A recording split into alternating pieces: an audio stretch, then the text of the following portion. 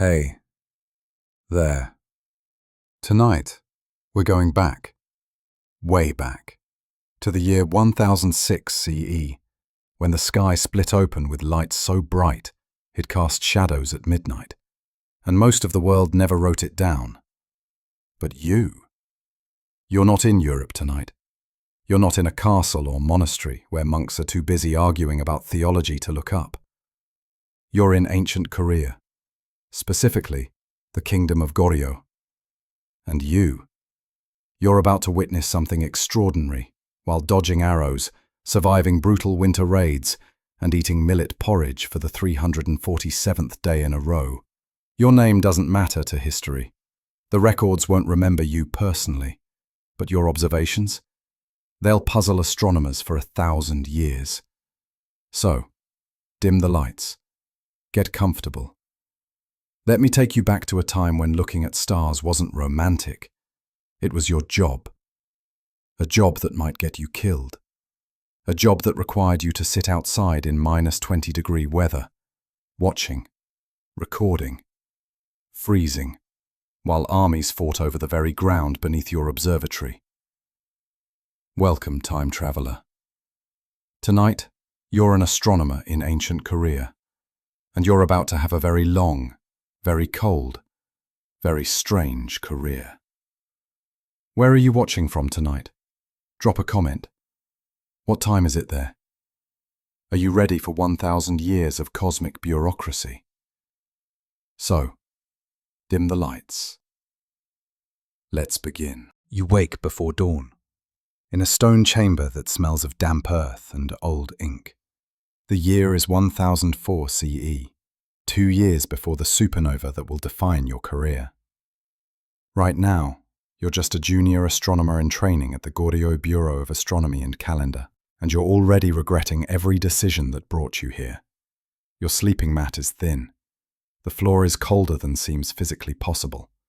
Outside, you can hear the changing of the guard, soldiers shuffling in metal armor that clinks against the morning silence. There's always soldiers. The Khitan armies from the north have been threatening invasion for months, and everyone's on edge. You sit up slowly, your spine crackling like old bamboo. At 19 years old, you already feel ancient. That's what happens when you spend every night outside staring at the sky, recording the positions of Venus and Jupiter while your fingers slowly lose feeling. Your senior, Master Cho, told you yesterday that astronomy isn't about wonder, it's about duty. The king needs accurate calendars to determine planting seasons. The court needs astronomical omens to interpret heaven's will. You need to not mess up, or you'll be demoted to recording rainfall patterns in some provincial backwater. You reach for your clothes. 3 layers of hemp and cotton, already stiff from yesterday's cold sweat. Your breath makes clouds in the dim light filtering through the paper door. Somewhere in the compound, someone's heating water for morning tea. You can smell it. Bitter grain, probably barley, mixed with wild herbs to keep everyone's stomachs from completely rebelling against the endless millet diet. You need to hurry. Morning observations start precisely at the hour of the rabbit, and Master Che has made it very clear that precisely means 10 minutes early, with all your instruments already calibrated, looking alert and attentive. You've been late twice. You won't be late again. The observatory platform sits at the highest point of the Bureau compound, which isn't saying much, since the whole complex is deliberately built low to avoid attracting lightning during storms. You climb the wooden stairs, each step creaking under your straw-wrapped feet, and emerge onto the observation deck, just as the sky begins its slow fade from black to deep blue. Master Cho is already there, of course. He's always there. The man apparently doesn't sleep, or if he does, he's mastered the art of sleeping standing up with his eyes open. He's 63 years old, has survived 3 different court purges, 2 major invasions, and 1 unfortunate incident involving the Crown Prince, and some inaccurate eclipse predictions that everyone agrees never to mention. "You're late," he says, without turning around. "You're not late. You checked the water clock twice, but you bow anyway, deeply, holding it for exactly 3 seconds. This unworthy student apologizes for his inadequacy. Master Cho strokes his long white beard, still not looking at you. He's focused on the eastern horizon, where Venus is just becoming visible, a bright point of light hanging above the mountains like a cosmic lantern. What do you observe? This is a test. Everything is always a test.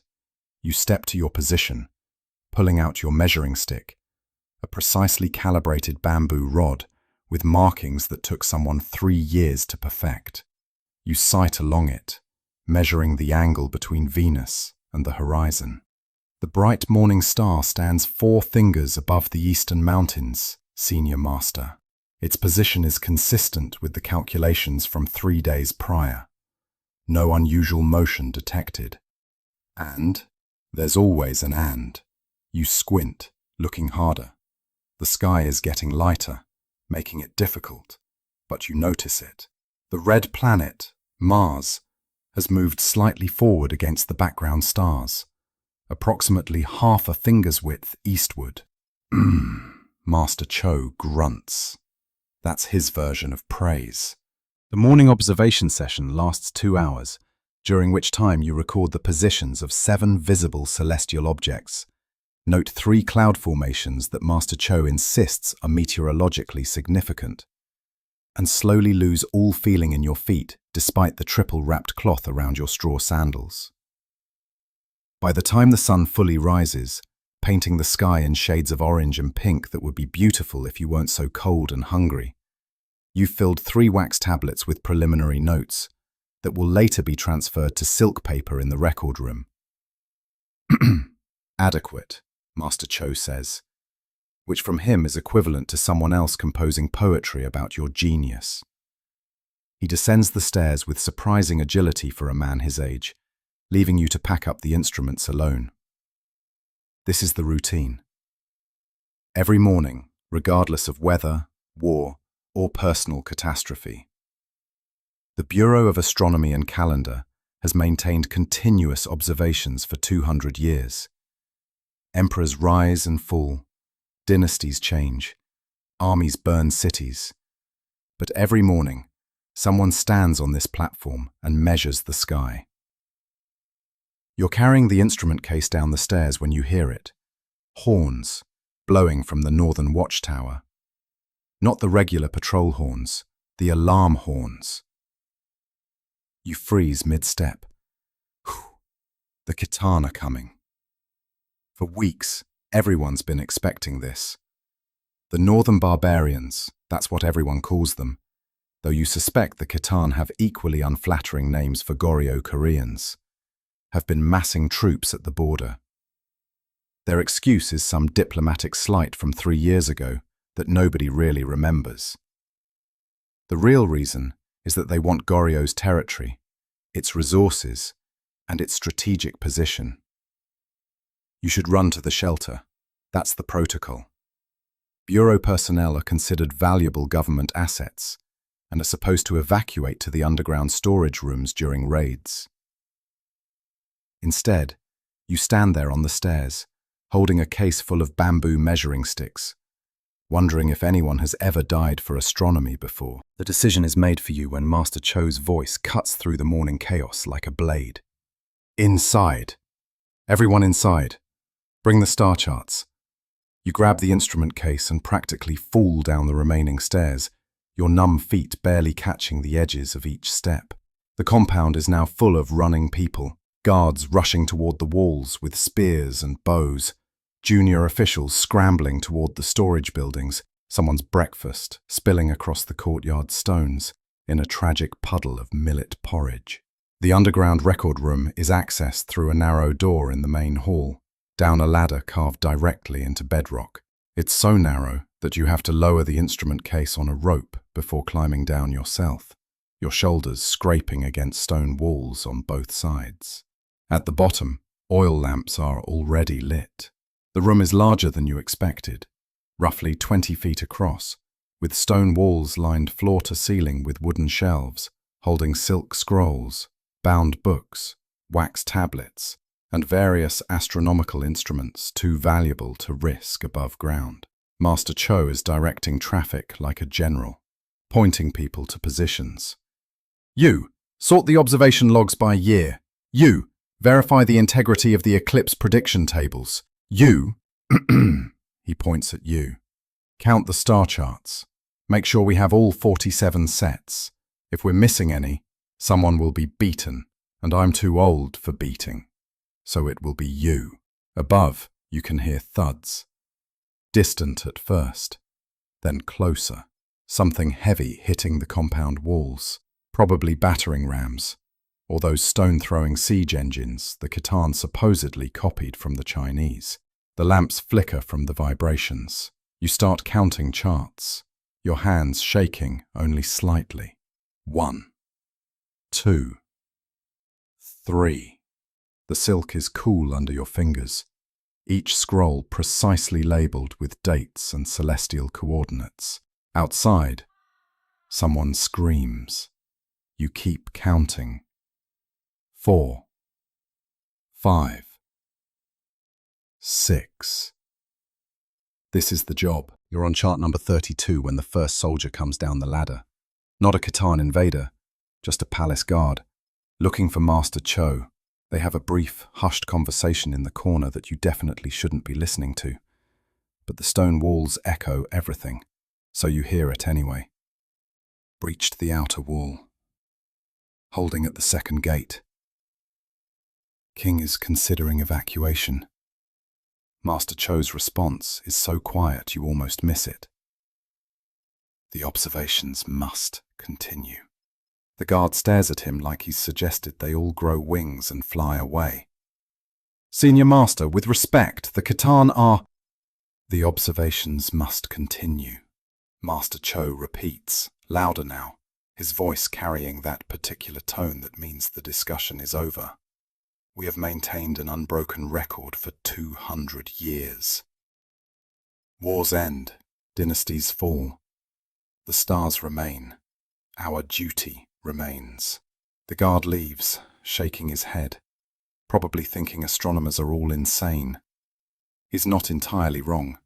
The attack lasts 6 hours. You know this precisely because Master Cho makes you record the time using the water clock that's somehow still functioning down here, in this hole in the ground. 6 hours of distant crashing, occasional screens, and at one point, smoke seeping down through cracks in the stone ceiling, which is terrifying until someone remembers that smoke rises, and this must be coming from somewhere lateral. Probably a nearby building burning. At the hour of the snake, the noises stop. Silence spreads through the underground chamber like a heavy blanket. Everyone looks at everyone else, no one wanting to be the first to speak, to guess what the silence means. Finally, Master Cho stands, brushes dust from his robes with great dignity, and says, I expect evening observations will be on schedule. Let us see if we still have an observatory. He climbs the ladder. After a moment's hesitation, you follow. The compound looks like someone picked it up, shook it violently, and set it back down slightly wrong. The main gate is splintered but still standing. The western wall has a hole in it large enough to drive a cart through, if you had a cart, which you don't, and if anyone was interested in driving anything anywhere, which they're not. Bodies, there are bodies. You're not going to describe them in detail, because this is supposed to help people sleep, not give them nightmares. But yes, there are bodies, mostly soldiers, some in Goryeo armor, more in the leather and iron of Khitan raiders. They're being collected by work details, and you carefully look anywhere else. The observatory platform is still intact. This feels like a miracle, or possibly just evidence that the Khitan raiders weren't particularly interested in astronomical instruments. They came for food, valuables, maybe hostages. Nobody raids a kingdom for its star charts. Master Cho walks directly to the platform without acknowledging the destruction around him. You follow, stepping around debris, broken pottery, scattered arrows, someone's abandoned shoe. The stairs still creak. The view from the top is smoky, the compound hazed with the aftermath of burning thatch roofs. But the sky above is clear.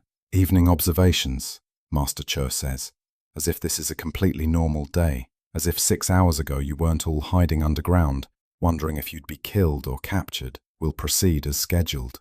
The invaders have withdrawn. They achieved nothing of strategic value. You want to point out that they definitely achieved something. There's a hole in the wall and multiple dead people. But you're learning that Master Cho operates on a different scale. Today's raid is a footnote. The 200-year astronomical record is eternal. Yes, Senior Master, you say, because what else is there to say? Above, the afternoon sun beats down through smoke and dust. In 8 hours, you'll be back here, measuring Venus, if you survive that long. That evening, you conduct observations as scheduled. Venus appears precisely where the calculations predicted. Mars continues its slow crawl eastward. Jupiter hangs in the southern sky like an unwavering beacon. The universe apparently doesn't care that you spent today hiding underground, while people died violently above. This is somehow both comforting and profoundly disturbing. After observations, there's a mandatory assembly in the main hall, or what's left of it. The roof has a new skylight that wasn't architectural intentional. The bureau director, an official so senior that you've seen him maybe 3 times in 2 years, stands on a raised platform looking simultaneously exhausted and furious. "The king," he announces, "has praised our dedication to duty." Messages were sent to the palace, confirming that we maintained our observation schedule despite circumstances. This reflects well on the bureau. Someone in the back mutters something about reflecting well while standing in a building with half its roof missing, but quietly enough that it can be ignored. Repairs will begin immediately. The autumn observation season cannot be interrupted. We have 11 months until the next major celestial event, a solar eclipse predicted for next autumn, and all calculations must be verified and re-verified. 11 months. You try to imagine 11 more months of this. Daily observations, routine record-keeping, occasional raids by northern invaders who apparently have nothing better to do than periodically attack Korea. Junior astronomers, the director continues, and you suddenly pay much closer attention, will be assigned additional duties assisting with reconstruction. This includes physical labor. I understand this is unusual, but circumstances demand flexibility. Great. So now you get to haul stones and timber in addition to freezing on observation platforms and hiding in underground rooms during invasions. Really living the dream of a government astronomer. Master Che catches your eye from across the hall and gives the tiniest nod. Welcome to the profession. The next 3 weeks establish a new routine. You wake before dawn, conduct observations, then spend 6 hours hauling debris from collapsed sections of the wall. The physical labor is brutal. Your hands develop blisters on top of blisters, and your shoulders ache in ways you didn't know shoulders could ache. But you don't complain, because the actual soldiers rebuilding the fortifications are doing it in full armor, while also maintaining guard duty rotations. Master Cho, mercifully, is too old for manual labor. He supervises reconstruction in the sense that he occasionally walks past, carrying star charts and muttering about how everyone's terrible at masonry. His primary concern is that the new wall section might block sightlines to certain constellations. The military engineers do not share his concern. The Khitan haven't returned. Rumors circulate about why. Some say they were beaten back decisively. Unlikely. Others say they were just testing defenses. Possibly. Still others say they got distracted, raiding somewhere else. Probably. Court politics are above your rank to understand or care about. What you do care about? The night sky is getting interesting. You've noticed something odd. There's a region of sky near the constellation Westerners call Lupus. You call it something completely different, involving a celestial tortoise, because Korean star names make more sense than Latin ones. obviously. And over the past week, there's been this faint something. Not a star exactly, not a comet either, just this diffuse glow that shouldn't be there. You've checked and rechecked your charts. You've measured its position 4 different ways. You've even asked 2 other junior astronomers to verify your observations independently, without telling them what they're looking for. They all see it too. It's getting brighter. Master Cho, when you finally report it to him, strokes his beard for a full minute in silence. "Interesting," he finally says, which from him is equivalent to someone else screaming with excitement. Master Cho doesn't just acknowledge your observation. He mobilizes the entire bureau. Within 2 days, every astronomer from apprentice to director is spending extra hours tracking this anomaly. Charts are consulted. Historical records are pulled from the underground storage room. Everyone has a theory, most of them wrong. The senior astronomers debate whether it's a comet without a visible tail, or perhaps some atmospheric phenomenon. Or, and this is Master Cho's theory, which he states with the confidence of someone who's been right about these things for 40 years, something unprecedented. The ancient texts, he tells you during a rare tutorial session, mention guest stars, stars that appear where no star existed before, shine brilliantly for weeks or months, then fade. He unrolls a silk scroll showing observations from 3 centuries ago. The last recorded guest star appeared in the constellation of the Southern Dipper. It was visible during daylight for 23 days. Visible during daylight? You try to imagine a star bright enough to outshine the sun's scattered light. That's impossible? No, merely rare. Perhaps once in a lifetime, perhaps less.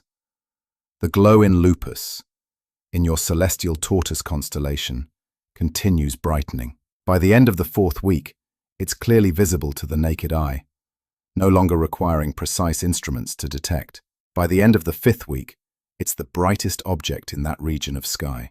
By the start of the 6th week, people who have never looked at stars in their entire lives start asking questions. The court sends messengers. The king wants to know what heaven's will is being communicated through this celestial omen. Master Cho responds with a 20-page report that essentially says, "We're still observing. Check back later," but phrased in extremely formal language that makes it sound profound and important. You barely sleep anymore. Not from fear this time, from excitement. You're watching something extraordinary, and you know it. The guest star, everyone's calling it that now, reaches peak brightness on a cold night in early spring of the year 1006 CE. You'll remember this date for the rest of your life. Not because you want to, but because it's literally your job to remember celestial events, and this is the celestial event. It's bright enough to cast shadows. Let that sink in. A star, in the middle of the night, creating shadows sharp enough that you can read by them. You test this personally, holding up a record scroll in the starlight. The characters are perfectly legible. Master Cho stands beside you on the observation platform, and for once he's not critiquing your technique or lecturing about proper observation protocols. He's simply staring upward, his elderly face illuminated by the light of something that's probably farther away than human minds can properly comprehend. And he looks almost young again, or at least less old. He looks like someone witnessing actual magic. "We need measurements," he finally says, his voice rough with something that might be emotion, if Master Cho had emotions. "Precise coordinates, brightness comparisons with Venus, Jupiter, and the Moon, detailed observations of color, any variation in luminosity, angular size, everything. We document everything." So you do. For 6 hours straight, you and every astronomer in the Bureau conduct the most comprehensive observation session in the history of Korean astronomy. Multiple independent measurements, cross-verified data, detailed notes on everything from the exact shade of white-blue light to the way it doesn't twinkle the way normal stars do. Somewhere in the northern provinces, you later learn, A farmer is convinced the world is ending. In the capital, court officials debate whether this is an auspicious sign for the king or a warning of disaster. Various temples offer various interpretations, none of which involve accurate celestial mechanics. On your platform, you just measure, you record, you witness. This is the job. The guest star remains visible for 3 months. During this time, you conduct nightly observations without exception, even when it's raining and you can't actually see anything. Master Cho insists on this. If there's a break in the clouds, even for 5 minutes, someone needs to be watching. That someone is usually you. Your life narrows to a simple cycle. Observe, record, sleep briefly, wake, observe again. Food becomes something other people bring you. You're vaguely aware that spring is happening, trees budding, weather warming, but only in the abstract sense that it affects cloud cover and observation conditions. The guest star begins fading gradually in the 3rd month. You track its decline with the same obsessive precision you tracked its rise. Every night it's fractionally dimmer than the night before. The decline follows a smooth curve that Master Cho makes you plot on paper, using every data point you've collected. Look, he tells you, pointing at the curve. Consistent, predictable. Whatever this is, it follows natural law. Not an omen, not magic. A physical phenomenon we don't yet understand. This statement is mildly heretical. Court officials have been interpreting the guest star as divine commentary on the king's rule for months, but Master Cho says it in the same tone he uses for everything else. Absolute confidence backed by data, and somehow that makes it unchallengeable. By midsummer, the guest star is no longer visible to naked eye observation. By autumn, it requires instruments to detect at all. By winter, it's completely gone, leaving only your records as proof it ever existed. You've just witnessed and documented something that won't happen again for 1,000 years.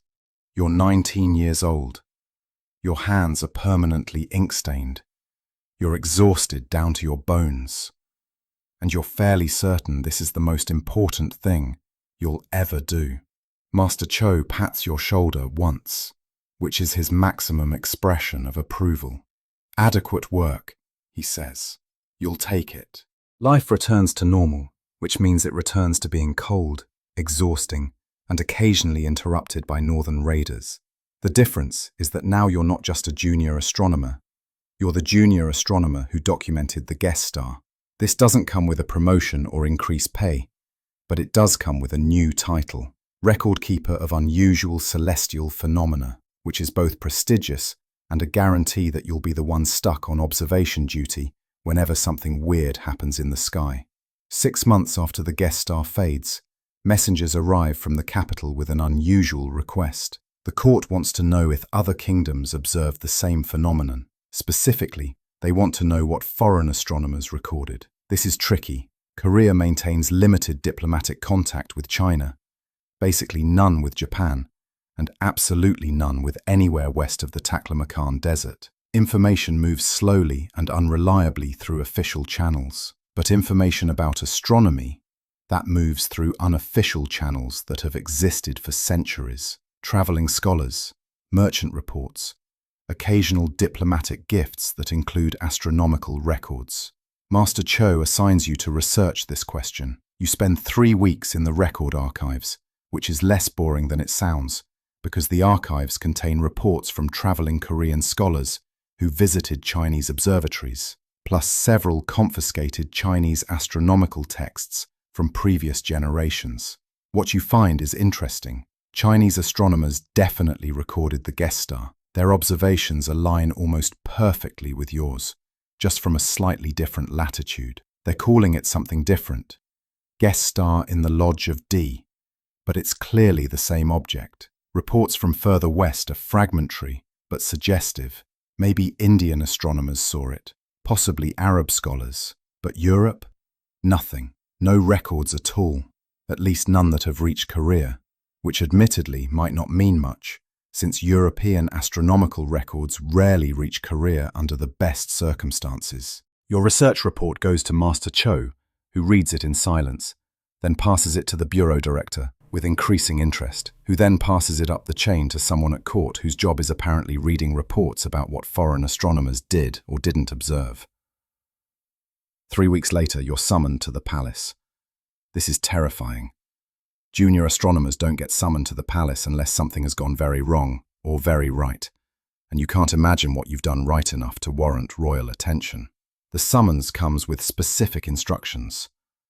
Bring all records related to the guest star observation, wear formal court attire, and don't embarrass the bureau. The palace compound is enormous compared to your observatory complex. Walls within walls. Buildings so large they make your stone chambers look like storage sheds. Guards everywhere, all of them looking at you like you're potentially dangerous, despite being armed with nothing but scrolls and an abacus. You're led through 3 courtyards, upstairs, through a hall with ceiling paintings that probably cost more than your annual salary for the next 100 years, and finally into a reception room where several senior court officials are waiting. No king, fortunately, just officials, including one elderly scholar who you recognize from his portrait in the Bureau's Hall of Notable Astronomers. Chief Court Astronomer Yu, legendary for correctly predicting 6 eclipses in a row and surviving 4 different political purges. You're the one who documented the guest star, Yu says. It's not a question. Yes, honored scholar. You bow so low your forehead nearly touches your knees. Your observations match the Chinese records precisely. Same dates, same brightness progression, same final position. How did you ensure accuracy? Oh, this isn't about punishment. This is about methodology. You can talk about methodology. Multiple independent observations, honored scholar. Cross-verified measurements. 3 different calibrated instruments to check for error. You talk for 20 minutes straight, explaining your observation protocols in probably more detail than necessary.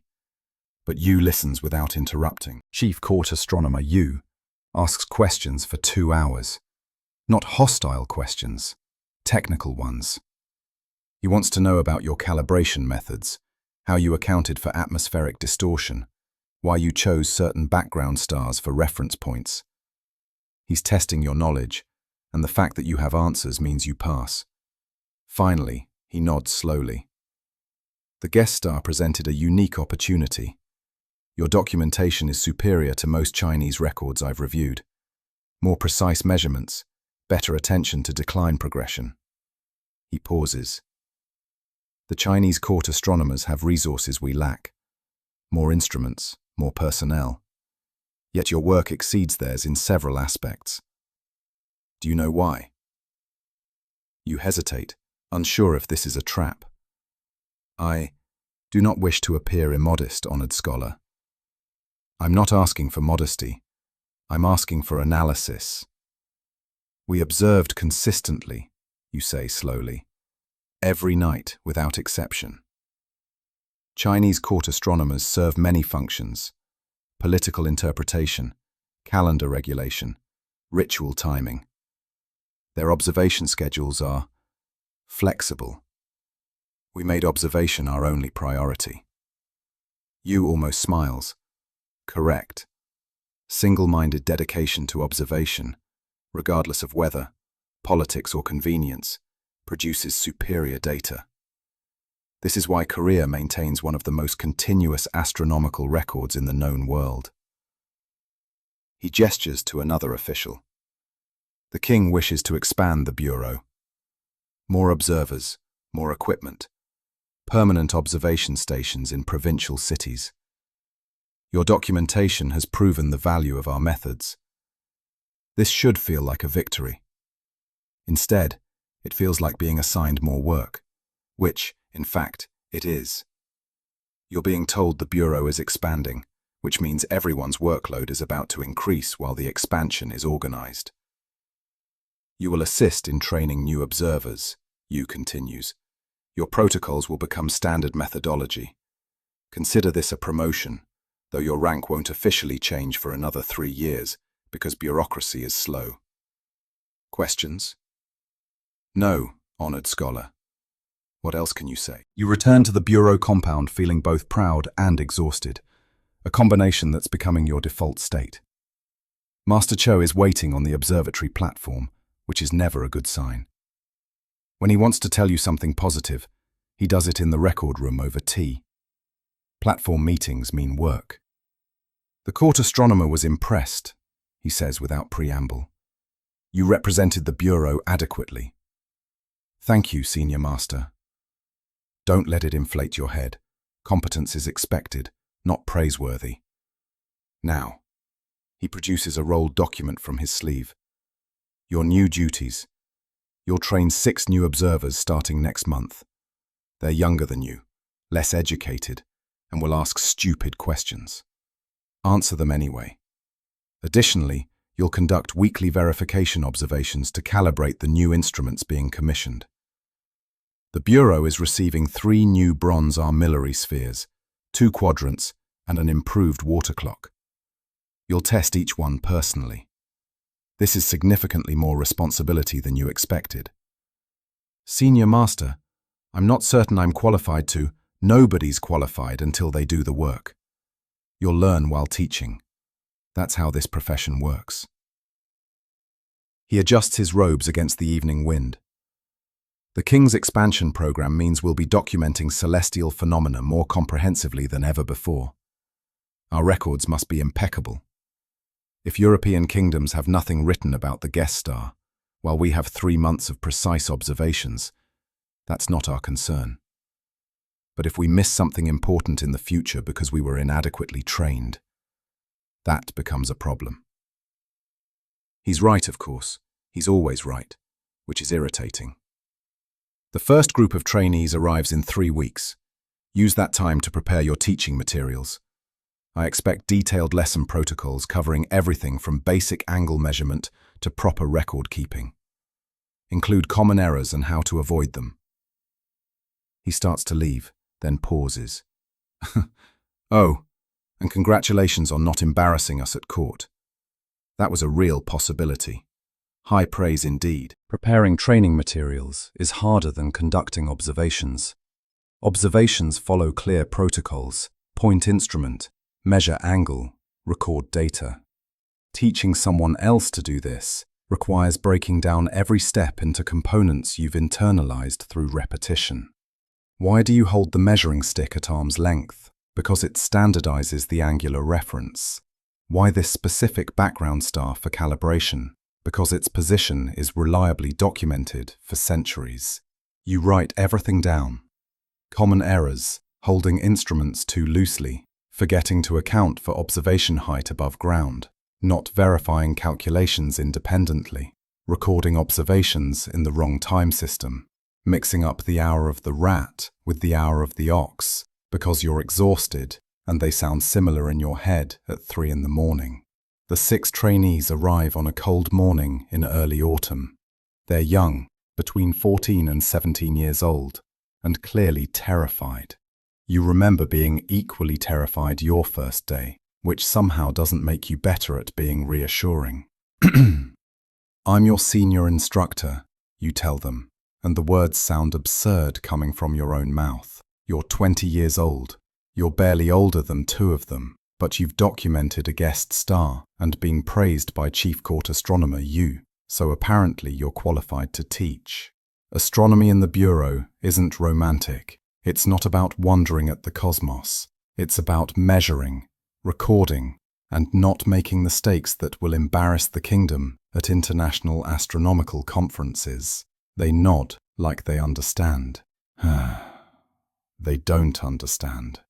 They will, eventually, usually around week 3, when they're standing on a frozen platform at midnight, wondering why they didn't become farmers instead. We start with basic angle measurement, you continue. Not because it's easy, it's not, but because everything else builds on it. If you can't measure angles accurately, you can't do astronomy. If you can't do astronomy, you can't work here. Questions? One brave trainee raises his hand. How cold does it get during winter observations? Very, you say honestly.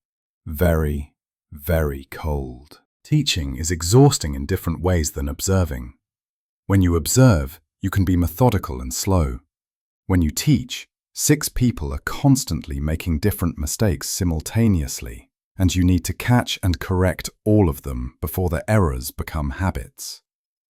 Trainee Kim holds his measuring stick too loosely. Trainee Park forgets to note the time before starting measurements. Trainee So has beautiful handwriting, but records numbers in the wrong order. Trainee Lee is meticulous and careful, but so slow that he'll miss dawn entirely if you don't push him to work faster. Trainees Jin and Han are brothers who apparently think astronomy is competitive and keep trying to finish observations before each other, resulting in sloppy work from both. You correct, you demonstrate. You explain the same concept 7 different ways until it finally penetrates. You show them Master Che's observation logs from decades ago, pointing out the consistent formatting, the precise notes, the absolute reliability. This, you tell them, is the standard. Your work needs to match this quality, not eventually, from the beginning. They look at the logs like you've just told them to fly. It's too perfect, too precise, impossible to match. Start with possible, you say more gently. Perfect comes later, but always aim for perfect. At night, you still conduct your own observations while the trainees sleep. Master Che insisted on this. Teaching can't interrupt the continuous observation record. So your schedule becomes teach from dawn to noon, process paperwork and prepare lessons from noon to evening, conduct observations from evening to dawn, sleep for 3 hours if you're lucky, wake and teach again. After 2 weeks, you understand why Master Che always looks slightly murderous. It's not personality. It's chronic sleep deprivation, combined with the frustration of watching people make preventable mistakes. After 3 weeks, Trainee Park conducts a full observation sequence without errors. You feel pride so intense, it's almost painful. You don't show it, of course. You just say, adequate, and move to the next trainee. But inside, you'll celebrate. Winter arrives with the subtlety of an invading army. One day it's cold, the next day it's frozen, and by the 3rd day, you're conducting observations in conditions that would make normal humans question reality. The trainees learn quickly that astronomy in winter isn't a theoretical exercise, it's survival. You teach them techniques Master Che taught you, layering clothes properly, wrapping hands to preserve minimal dexterity while preventing frostbite, learning to hold bronze instruments without directly touching metal in sub-zero temperatures, use cloth barriers, working in rotation so nobody stays exposed more than 10 minutes continuously. Trainee Lee develops frostbite on 2 fingers despite precautions. You treat him with warm water, not hot, warm, increasing temperature gradually, and assign him to indoor record processing for a week. Master Che would have done the same. Health before duty, always, because dead astronomers don't record observations. The Khitan raid again in midwinter, which is unusual. Winter raids are rare because frozen ground makes siege equipment difficult. But they come anyway, perhaps testing whether winter has made you complacent. It hasn't. The compound defense is faster this time, more organized. The raid is repelled within 2 hours, minimal damage, no breach. Your trainees experience their first raid sheltered underground with you. You watch them process the fear and confusion, the same emotions you felt 2 years ago, and you're surprised to find yourself calm. Not because you're brave, but because this is the 2nd raid, 3rd if you count the minor skirmish last spring that barely counted. You're becoming accustomed to violence as background noise.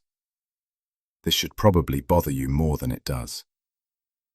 When you emerge after the all clear, Trainee CO is shaking. Not from cold, from adrenaline and fear. Does this happen often? He asks. Often enough, you tell him. The observations continue anyway. That's the job. He nods, not understanding yet. But he will. They all will. You learned. They'll learn. That's how it works. By spring of 1008, 2 years after the guest star, your trainees are conducting independent observations. Not perfectly. They'll need another year before their work is truly reliable, but adequately. They can measure angles within acceptable error margins. They record data legibly and consistently. They show up on time and maintain focus through long observation sessions. This is success, even if it doesn't feel triumphant. Master Cho evaluates their work with his characteristic terseness. Adequate. They won't embarrass us. 3 of them might actually become competent eventually. You've learned that from Master Cho. This is equivalent to giving them all medals and throwing a celebration feast. The Bureau expansion continues. A second observatory platform is constructed on the eastern compound wall, equipped with new bronze instruments that you calibrated personally. A process involving 3 weeks of comparing measurements against known star positions, adjusting and readjusting until the instruments match theoretical calculations within tolerable margins. You're assigned another 6 trainees. The cycle begins again. Basic angle measurement, proper notation protocols, avoiding common errors, learning to function in extreme cold, understanding that raids happen and observations continue anyway. The second group learns faster because you're better at teaching. You've identified the key mistakes new observers make and preemptively addressed them. You've developed efficient explanation methods. You're still not good at teaching, but you're significantly less terrible than you were 6 months ago. One evening, after a particularly long session calibrating a new armillary sphere, Master Cho finds you on the platform staring at nothing. Exhausted? He asks. Always, you admit. Good. The moment you're not exhausted in this profession, you're not working hard enough. He's silent for a moment. The chief court astronomer mentioned you in his recent report to the king. Called your training program exemplary. You're too tired to feel proud. You just feel tired. That's gratifying, Senior Master. It means more work is coming. Prepare yourself. Of course it does. The more work that Master Cho predicted arrives in the form of a diplomatic mission. A delegation from Song Dynasty China is visiting Goryeo, Korea, to discuss border security, trade agreements and, relevant to you, astronomical observations. They're bringing their own court astronomers, and there's going to be a professional exchange, comparing methods, sharing records, discussing the guest star of 1006 that both kingdoms observed. You're assigned to present Goryeo's guest star observations to the Chinese astronomers. This is simultaneously a great honor and terrifying, because Chinese astronomical tradition goes back thousands of years, while Korean systematic observation is relatively recent, only 2 centuries of continuous records versus their millennia. The presentation happens in a formal hall, everything arranged according to diplomatic protocol. The Chinese astronomers are older than you expected, wearing elaborate silk robes that make your formal bureau attire look shabby by comparison. They examine your charts with professional intensity, checking coordinates, verifying calculations, comparing your brightness progression data against their own records. The senior Chinese astronomer, a man named Yang, who apparently holds a position equivalent to Yu's, studies your decline curve for several minutes in absolute silence. Everyone waits. You barely breathe. Finally, Yang speaks in careful, formal Korean. Your measurement precision exceeds our Beijing observatory records. The daily brightness progressions, He points at specific data points, show less variance, more consistent methodology. This is unexpected. You'd assumed Chinese observations would be superior in every way. We maintained rigorous observation schedules, honored scholar. Every night without exception. Yes, we see this in the data.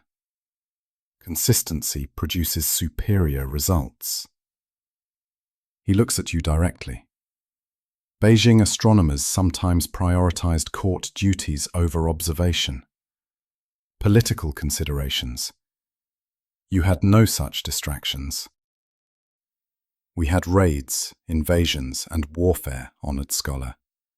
But Master Cho, you gesture to where Cho stands watching, maintained that observations continue regardless. The diplomatic exchange lasts 3 days, during which you learn more about Chinese astronomical methods than you absorbed in 3 years of training. Yang and his colleagues are generous with information. They show you improved calculation techniques for predicting planetary positions, demonstrate a more efficient notation system for recording rapid celestial events, explain new theories about why celestial objects move in their observed patterns.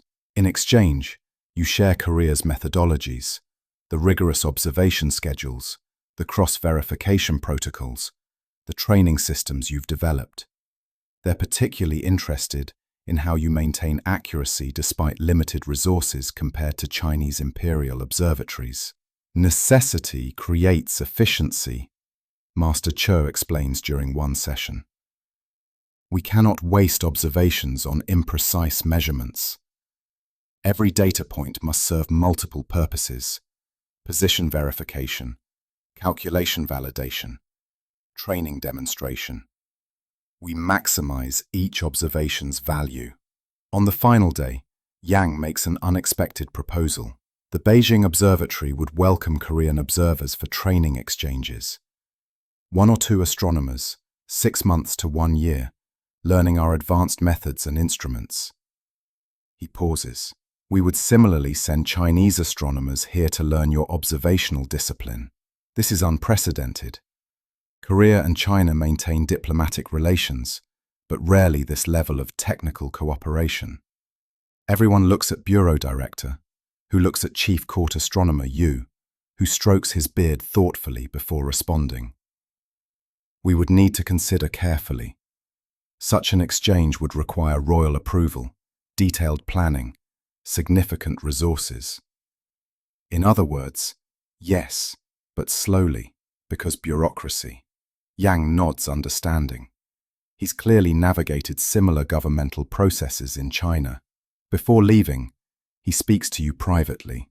Your work with the guest star will be remembered in astronomical records for centuries. Precision matters. Consistency matters. Your dedication to these principles honors the profession. You bow deeply, unsure how to respond to such praise from someone whose astronomical lineage stretches back to antiquity. Finally, you manage. The stars deserve accurate witnesses, honored scholar. We try to be worthy of that responsibility. Life returns to routine after the diplomatic excitement fades. You continue training astronomers, now on your 3rd cohort, with 2 previous groups already graduated to full observer status. The Bureau operates at unprecedented capacity.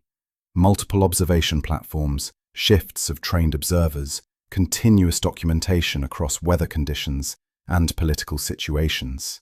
Master Cho's health begins declining. He's 68 now, and the decades of cold night observations are catching up with him. He develops a persistent cough that never quite goes away, joints that stiffen in cold weather, eyes that struggle with close detail work. He doesn't reduce his schedule. That would be admitting age, which apparently isn't allowed. But you notice him leaning more heavily on the platform railings, sitting more often, delegating observations he once conducted personally. You don't comment on this, neither does anyone else. Master Cho's dignity is absolute, and pointing out his physical decline would dishonor everything he's built.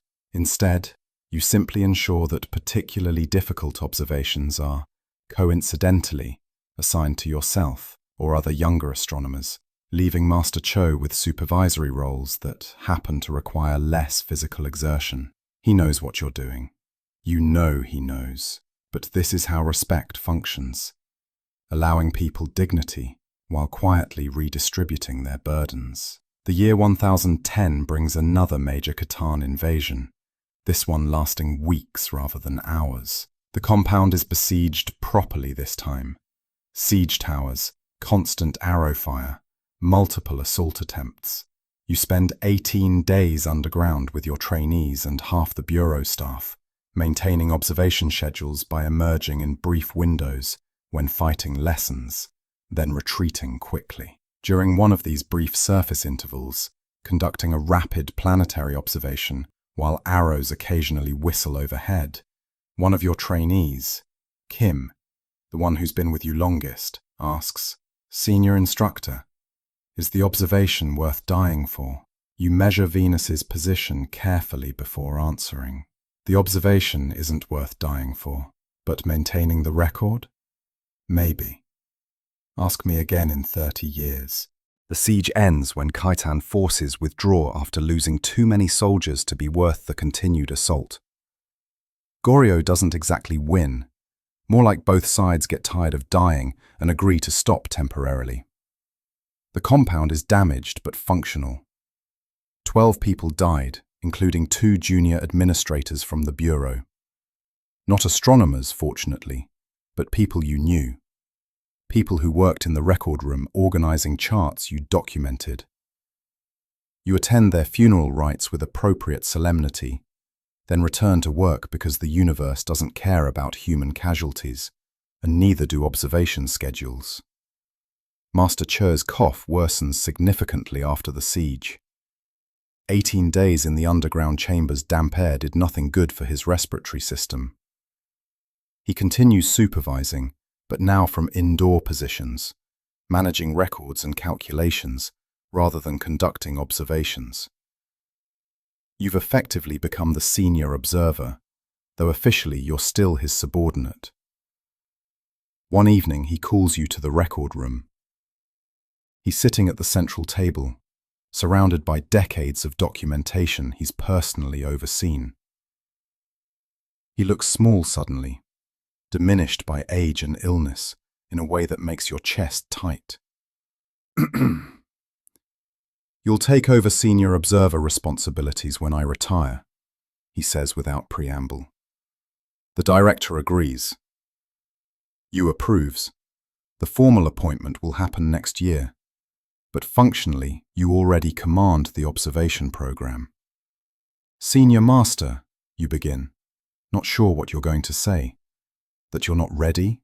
That you're too young? That you're terrified of the responsibility? Huh. You've been ready for 2 years. You simply didn't know it. He strokes his beard, thinner now than it used to be. I have perhaps 2 years left. 3 if I'm lucky. I intend to spend them teaching you administrative protocols you haven't learned yet. Budget management, political navigation, court presentation skills. The observation skills you've mastered. The politics? That requires instruction. The next 2 years are intensive political education. Master Cho teaches you things never mentioned in observer training. How to write reports that satisfy both technical accuracy and political expectations. How to navigate competing interests between different court factions. How to request budget increases without appearing greedy. How to protect your observers from being reassigned to other departments during budget cuts. Astronomy, he tells you repeatedly, survives because we make ourselves indispensable. The king needs accurate calendars. The court needs interpretable omens. We provide both, which gives us leverage. Never forget that our work has practical applications that justify our existence. The pursuit of knowledge alone wouldn't keep us funded. This is more cynical than you expected from Master Cho, but also more realistic. The Bureau exists within political systems that don't care about celestial mechanics for their own sake. You're providing a service. The service happens to involve cutting-edge astronomical observation, but it's still fundamentally a transaction. Accuracy and utility in exchange for resources and protection. You also learn crisis management.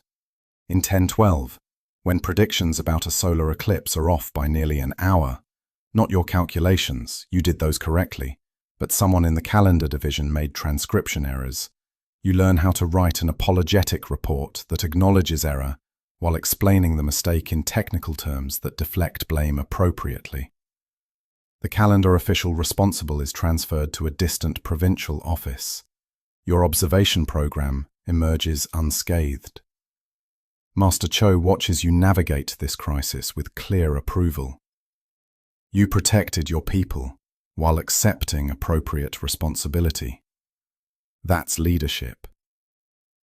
I let someone else take punishment for a mistake that wasn't entirely their fault, you point out, feeling uncomfortable with the politics.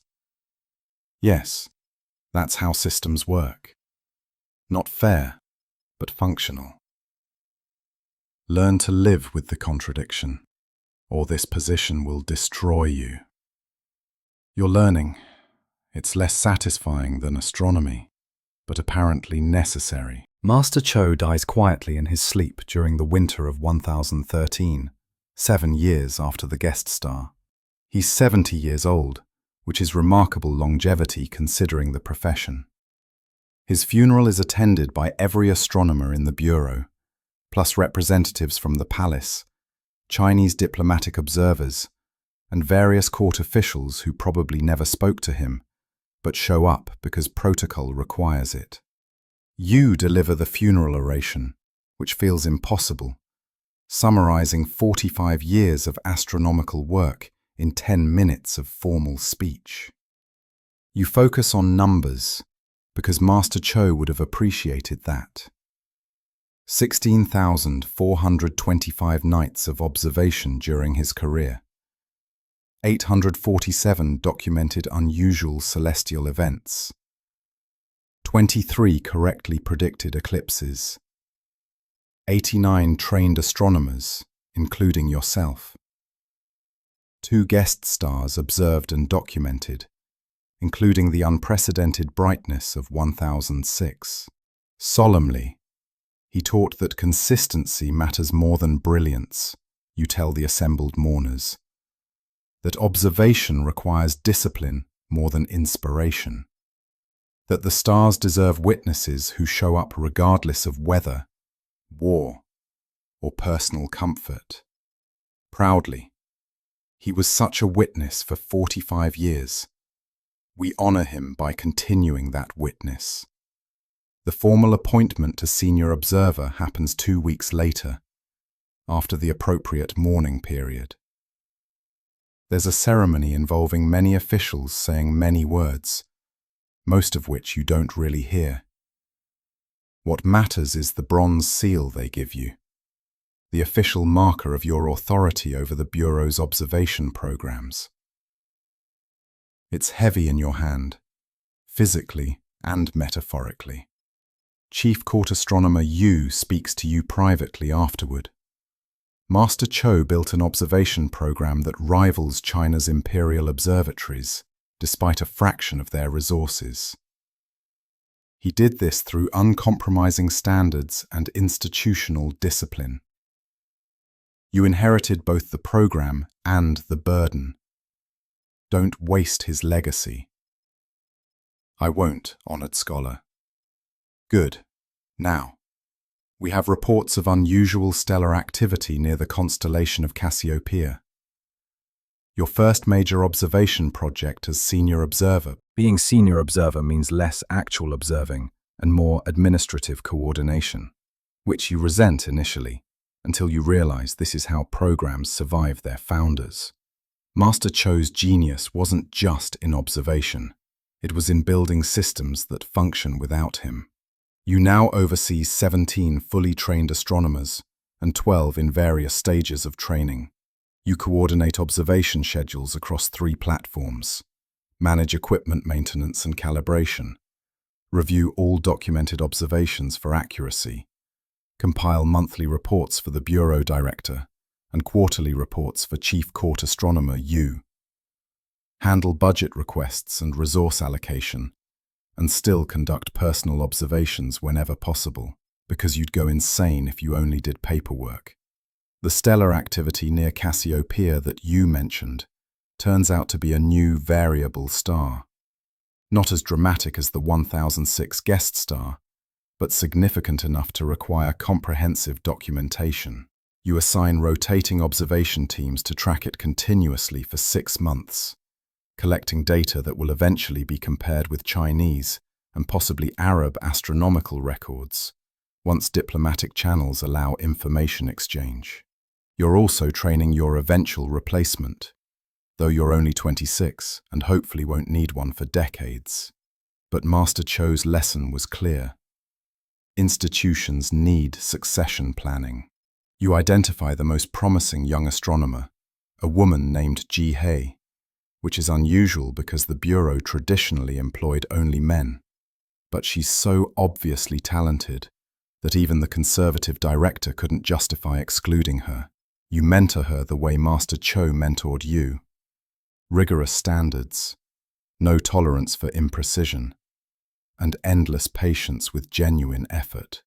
"Why do we observe so obsessively?" she asks one night during a training session. "The universe doesn't change based on whether we watch it." "No," you agree. "But our understanding changes, and understanding matters. Somewhere, centuries from now, someone will read our records and learn something we couldn't possibly predict. We're not observing for ourselves. We're observing for astronomers who haven't been born yet." The years between 1013 and 1018 establish patterns that will define Korean astronomy for generations. Your observation program becomes the model: comprehensive coverage, rigorous verification, continuous documentation, systematic training. Other government bureaus start adopting similar methodologies for their record-keeping, which is flattering until you realize it means attending interdepartmental meetings to explain astronomical documentation protocols to accountants and tax collectors. Ji He advances to full observer status in 1015, then to senior instructor by 1017. She's better at teaching than you ever were, more patient, better at explaining complex concepts in accessible terms. You give her increasing responsibility while learning to delegate, which is harder than it sounds. Every time she conducts an observation you're not personally supervising, part of you tenses, waiting for errors that rarely come. "You're doing that thing where you hover anxiously," she tells you one evening, after catching you reviewing her perfectly adequate observations for the 3rd time. "I'm not hovering. I'm verifying." "You're hovering. Master Che never hovered over you like this. Master Cho trusted me more than I trust you." That came out wrong. Yes, it did. She's smiling, though. "I'm not going to damage your precious observation program. My work is good. You know it's good. You're just uncomfortable not personally controlling everything."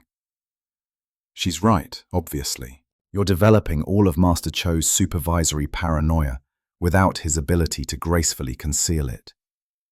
You're 30 years old, running a comprehensive astronomical observation program, and apparently you're terrible at trusting your own trained observers. "Fine," you concede. "I'll stop reviewing your work obsessively. But if you make errors, I reserve the right to say, 'I told you so,' repeatedly." "Deal. Now go home. You've been here for 16 hours. Even celestial observation can wait for you to sleep occasionally. You don't go home. You have reports due. But you do stop hovering quite so obviously." In 1018, 12 years after the guest star, you receive an unexpected letter from China. It's from Yang, the senior astronomer you met during the diplomatic exchange years ago. He writes in formal but warm terms, describing astronomical developments in Beijing, asking about Korean observations of recent planetary conjunctions, and casually mentioning that he's dying. Some wasting illness that the Chinese court physicians can't cure or even properly identify. I am writing to astronomers across the known world, his letter states, to share final observations and pass along knowledge before I can no longer hold a measuring stick. Please tell me, what have you seen? What patterns have you noted? What do you wish you had asked me when we met? You spend 3 days composing your response, trying to balance technical detail with personal warmth. You describe the observation program's expansion, Ji He's advancement, which you think will please him. He commented positively on Korean willingness to employ talented people, regardless of gender, recent celestial phenomena. You ask questions about Chinese calculation methods you never fully understood. You thank him for his encouragement years ago, when you were just a junior astronomer, terrified of Chinese scholars judging your work. The response comes 4 months later, dictated to a student because Yang can no longer write himself. It answers your technical questions thoroughly, offers suggestions for improving planetary motion calculations, and ends with a paragraph that makes you read it 3 times to ensure you understood correctly. You asked once what makes observation worthwhile. I have spent 53 years measuring the sky. I die having contributed to a collective understanding that spans cultures and centuries. My observations will outlive me, informing astronomers I will never meet, answering questions not yet asked.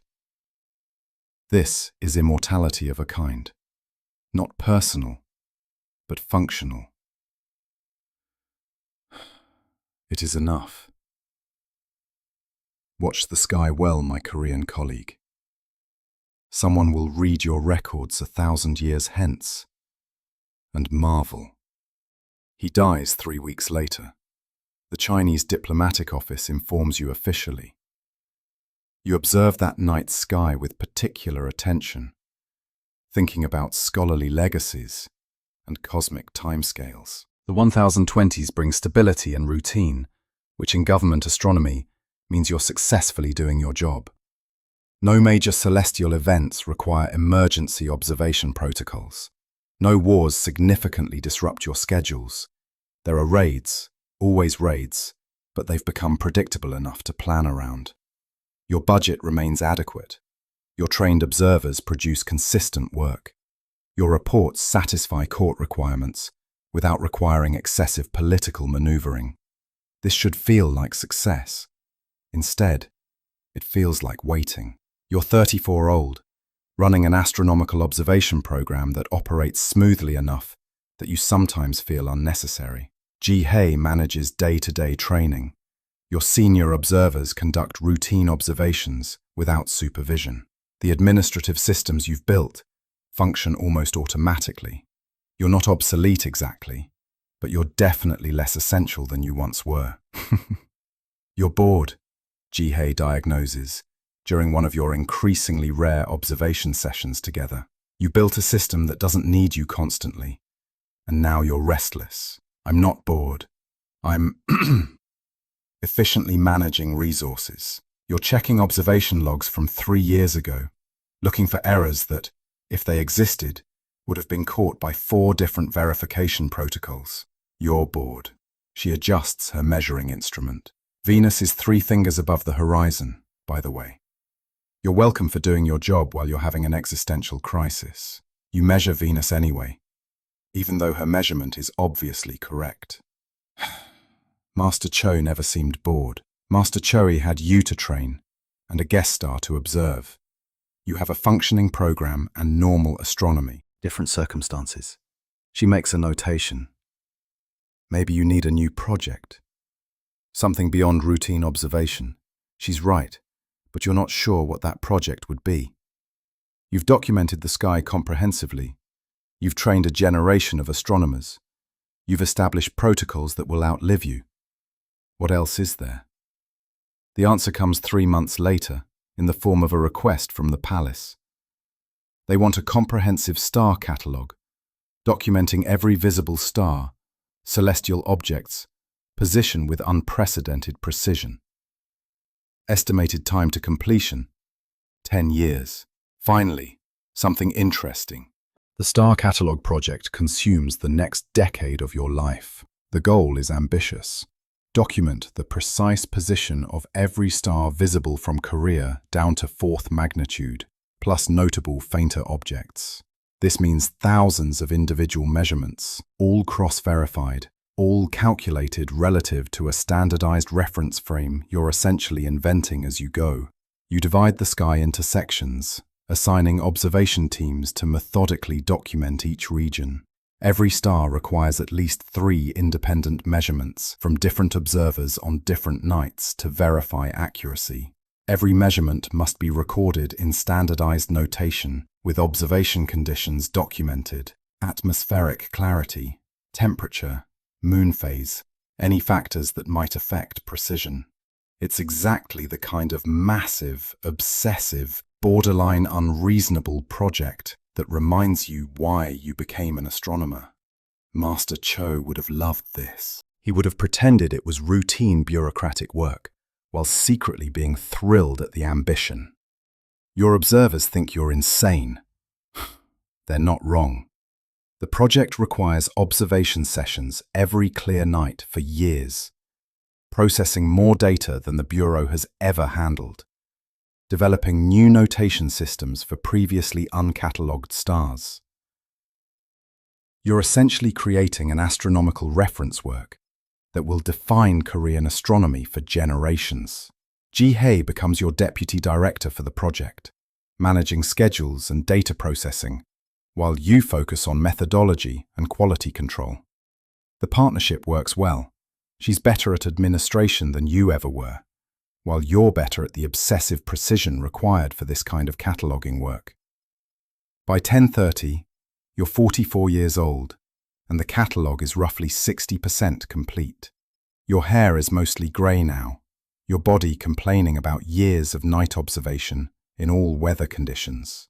But you've never been more professionally satisfied. This is real work. This matters. Centuries from now, astronomers will use this catalogue, and they'll know that Korean astronomers in the early 11th century took astronomy seriously enough to spend a decade documenting the entire visible sky. The catalogue is completed in 1033, 27 years after the guest star that defined your early career. The final document is massive, 1,464 stars catalogued with precise positions, brightness estimates, color notations, and notes on any unusual characteristics. It's bound in 5 separate volumes, each one copied 3 times. One set for the Bureau archives, one for the Palace Library, one to be sent to China as part of ongoing scholarly exchange. The completion ceremony is appropriately formal. The king, the 3rd king you've served under, time having its way with everyone, personally commends the work. Chief Court Astronomer Yu, now ancient and retired, but still attending important occasions, speaks about how this catalogue represents the culmination of Korean astronomical tradition. Various officials say various things that you don't really listen to, because you're exhausted, and the ceremony is taking forever. What matters is holding the finished volumes, feeling their weight, knowing that every position documented in them represents multiple observations by trained astronomers, following protocols you developed, verified through systems you built, recorded in notation you standardized. This is institutional achievement, not individual genius, but collective competence elevated to excellence through persistent, systematic effort. How does it feel? Ji-hae asks afterward, when the ceremonies finally end, and you're back in the record room with people who actually understand what you've accomplished. Exhausting, you answer honestly. Satisfying. Like I can finally rest, Except I know I won't because there's always more work. You open one of the volumes randomly, scanning the precise listings. Master Cho used to say that astronomy isn't about individual brilliance. It's about showing up consistently and doing the work correctly. This catalogue proves his point. None of these measurements are revolutionary. Collectively, they're unprecedented. So what's next? She asks. You hadn't thought that far ahead. I have no idea. Maybe I'll finally learn to delegate properly and actually retire. She laughs. You're both aware that's not happening. Retirement turns out to be more metaphorical than literal. You maintain your position as senior observer, but gradually transfer actual authority to Ji-hei, who's been doing most of the work anyway for years. You shift into advisory and teaching roles, training the next generation of astronomers, consulting on difficult observations, maintaining correspondence with foreign scholars. You also start writing, not just observation reports, those you've written for decades, but instructional texts. Principles of precise observation. Methods for training new astronomers. Managing large-scale astronomical projects. These are practical guides based on your experience, meant to help future observatory directors avoid the mistakes you made. Writing is harder than observing. Observations have clear protocols. Measure, record, verify. Writing requires distilling decades of experience into clear instructions. Anticipating questions you haven't been asked yet. Explaining not just what to do, but why it matters. Your younger observers find the texts invaluable. Your contemporary colleagues find them slightly insulting. Did you really think we needed 20 pages on proper instrument maintenance? You don't care. These texts aren't for people who already know what they're doing. They're for the junior astronomer who will start work 50 years from now, terrified and unprepared, needing guidance from someone who was once equally terrified and unprepared. You're 51 when you receive news that makes you stop writing mid-sentence. Chinese astronomers have reported another guest star. This one appeared near the constellation of Taurus, visible during daylight for 23 days. Similar brightness to the 1006 event. You weren't observing that section of sky. Wrong time of year, wrong hemisphere. Korean astronomers missed it entirely.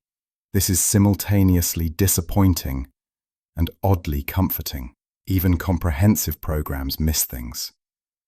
The universe is too vast for complete observation. You can only document what you witness. Still, you wonder what else you've missed over the decades. What celestial events happened while you were sleeping, or looking the wrong direction, or trapped underground during raids. Your instructional texts are completed over the next 3 years and distributed to observatories throughout Korea and sent as gifts to Chinese and Japanese astronomical institutions. You receive responses from scholars you've never met, thanking you for practical wisdom they couldn't find in traditional astronomical texts. One young Chinese astronomer writes that your section on maintaining observation schedules during political upheaval saved his program from being dissolved during a palace purge. This is satisfying in unexpected ways. The 1006 guest star observation made you professionally notable. The star catalogue made you institutionally important. But these practical texts, these help individual people do their jobs better. That feels more meaningful somehow. You're 54 when Ji-hei is formally appointed senior observer, replacing you officially in the role you've already transferred to her functionally. The ceremony is brief and informal, which is appropriate because everyone involved knows this is just paperwork catching up to reality. Any advice? She asks afterward, now wearing the bronze seal you wore for decades. The observation continues regardless of your personal situation. That's both the burden and the comfort. When everything else falls apart, you can still measure Venus. You pause. Also, don't hover over your trained observers. They're better than you think, and you're worse at concealing your lack of trust than you think. She laughs. Did you actually just take your own advice? Eventually, after you called me out multiple times, you hand her a sealed document. This is my observation log from my first year. All the mistakes I made. Every correction Master Che had to force me to implement. When you doubt yourself, read it. You're better at this than I was at your stage. That's unexpectedly sentimental. Don't get used to it. Now go. You have evening observations to supervise. She goes. You stay on the platform for a while, watching the sunset, thinking about cycles and continuity. Retirement allows you luxuries you never had time for during your working decades. Sleeping through entire nights, eating meals at regular intervals, reading for pleasure rather than professional necessity. You discover that you're terrible at leisure. Without observation schedules structuring your time, you feel unmoored, purposeless. So you don't actually retire in any meaningful sense. You become the Bureau's institutional memory, the person younger astronomers consult when they encounter situations not covered in standard protocols. You review difficult observations when verification is needed. You maintain correspondence with scholars across Asia. You write occasional reports on historical comparisons, tracking how current observations relate to records from decades or centuries prior. You also start compiling a comprehensive history of the Bureau's observation program, documenting not just astronomical events but institutional development, how the program grew from Master Cho's rigid standards to the comprehensive system it is now, the political challenges that threatened it, the observers who contributed to its success, the mistakes that taught important lessons. This history is personal in ways your other writings weren't. You include stories. The first raid you survived, hiding underground while wondering if astronomy was worth dying for. The night the 1006 guest star reached peak brightness, bright enough to cast shadows. Master Cho's death and the weight of inheriting his legacy. The decade spent cataloguing stars with obsessive precision. The missed guest star that reminded you of observation's fundamental limitations. You're writing your memoirs, Jihei observes, reading a draft section. I'm documenting institutional history. You're documenting institutional history through personal narrative. That's memoir. She continues reading. It's good. People should know that astronomical programs are built by actual humans, dealing with actual problems, not just abstract intellectual achievements. That's exactly what I'm trying to convey. Then it's memoir. Institutional memoir, but still memoir. Smiles. She smiles. There's no shame in leaving behind personal testimony along with professional documentation. Maybe she's right. You're 58 when you receive an invitation that surprises you. The Chinese Imperial Observatory in Beijing wants you to visit as honored guest, presenting lectures on Korean astronomical methods and the 1006 guest star observation. This is unprecedented. Foreign astronomers aren't typically invited to present at the Imperial Observatory. The invitation specifically mentions your instructional texts and star catalogue as justification. Jihei insists you accept. You've spent your entire career documenting the sky. Now document what it's like to actually be recognized for that work. Besides, you'll get to see their instruments, their archives. You'll come back with enough material to write for years. The journey to Beijing takes 6 weeks. You're traveling officially, which means slow diplomatic progress, formal stops at provincial courts, endless ceremonial meals. You're old enough that the travel is exhausting rather than exciting, though you maintain appropriate enthusiasm for your host's sake. Beijing is overwhelming. The city is larger than your entire compound could fit into multiple times. The Imperial Observatory itself is massive. Multiple buildings, dozens of astronomers, instruments so large and precisely crafted that your Korean equipment looks like children's toys in comparison. But when you present your work, the 1006 guest star observations, the star catalogue methodology, your training protocols, the Chinese astronomers listen with genuine respect. Your observations might have been conducted with simpler instruments, but the methodology, the consistency, the verification protocols, those are impeccable, and they recognize it. The head of the Imperial Observatory, a stern, elderly scholar who reminds you uncomfortably of Master Che, asks pointed questions about maintaining accuracy with limited resources. You answer honestly. We couldn't afford redundancy in equipment, so we built redundancy into methodology. Multiple observers, multiple measurements, continuous verification. We made up for tool limitations with human discipline. He nods slowly. Resourcefulness is its own form of excellence. We could learn from this. That might be the finest professional compliment you've ever received. The 3 weeks in Beijing pass quickly, despite your age making everything more exhausting. You attend lectures on Chinese computational astronomy, examine instruments you've only read about in texts, discuss observation methodologies with astronomers from across China.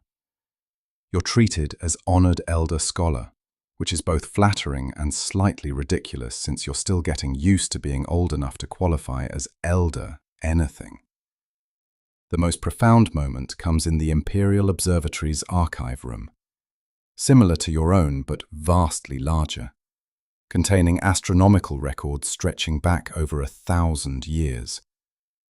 The archive director, sensing your interest, brings out records from 1006. Your observations of the guest star, he says, unrolling the Chinese documentation, were more precise than ours in several important aspects. See, he points to brightness progression data. Your daily measurements show less variance, more systematic methodology. You compare the two records side by side. Korean observations in your familiar notation, Chinese observations in their traditional format. Different languages, different instruments, different observers, but describing the same celestial event, the data converging on shared truth. The universe doesn't care about our cultural differences, you say quietly. A star's brightness is what it is, regardless of who measures it or how. Yes, this is why astronomy matters.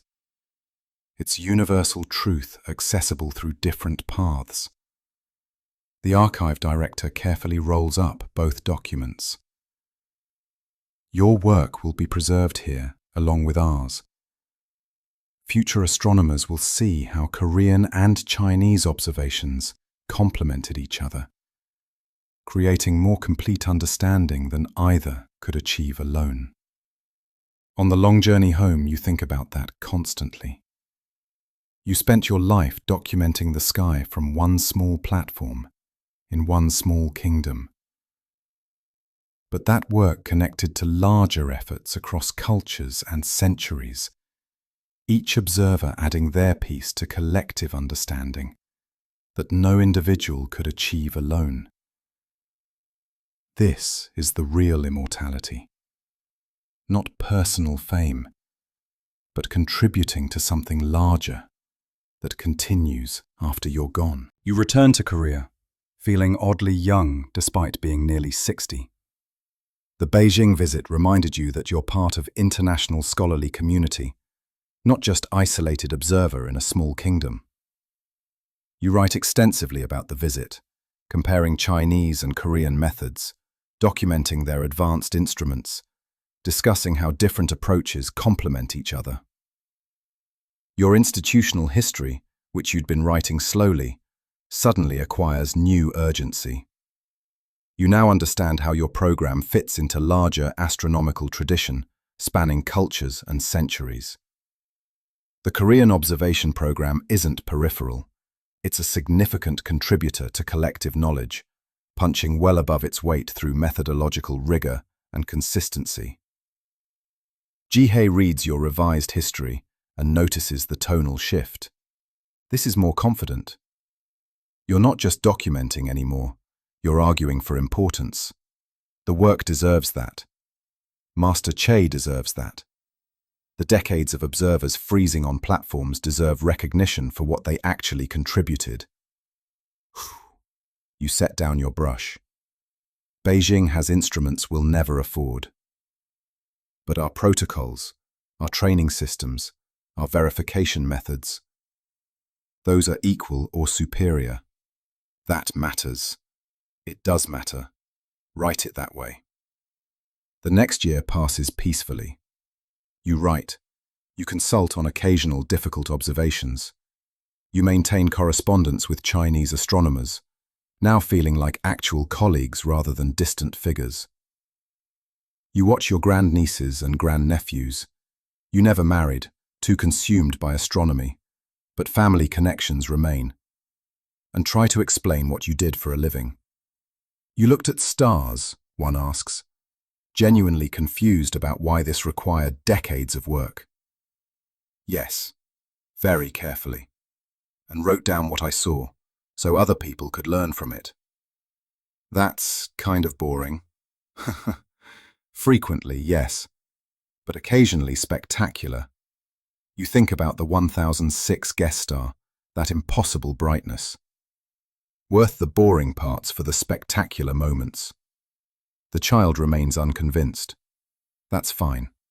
Not everyone needs to understand. The work stands regardless. You're 62 when Jihei comes to you with concerning news. There's a proposal at court to reduce bureau funding. Not eliminate it, Korean astronomy is too established for that, but significantly reduce staff and resources. The reasoning is predictable.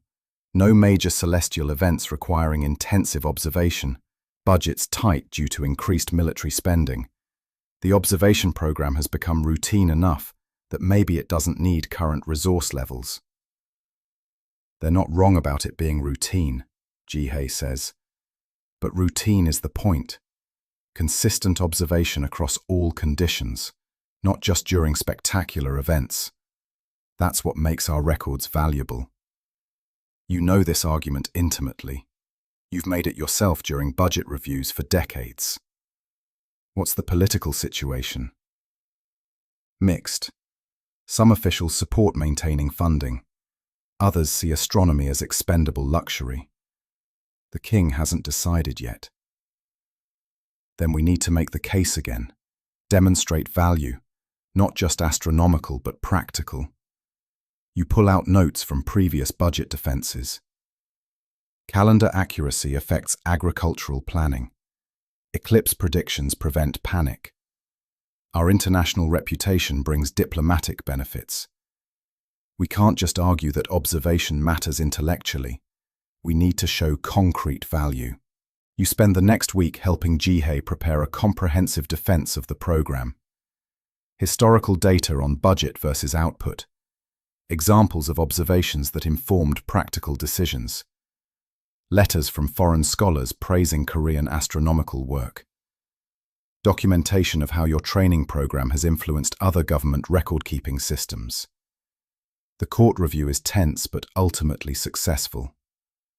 Funding is reduced slightly, enough that everyone claims victory or defeat depending on their preferences. But the core program survives intact. Afterward, Jihei asks, "Does it ever frustrate you? Constantly justifying work that's obviously valuable to anyone who understands it?" Always, you admit. But the people who understand its value aren't the ones controlling budgets. This is the job's less visible part.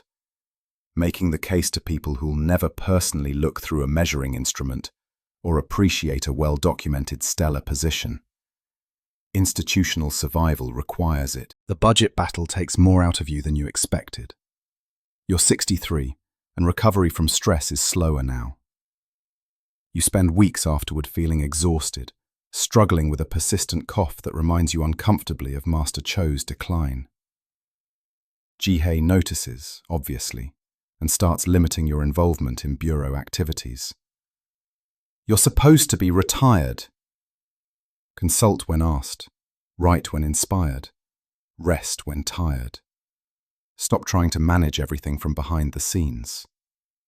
She's right, but it's hard to let go completely. You've spent 40 years building and maintaining this program.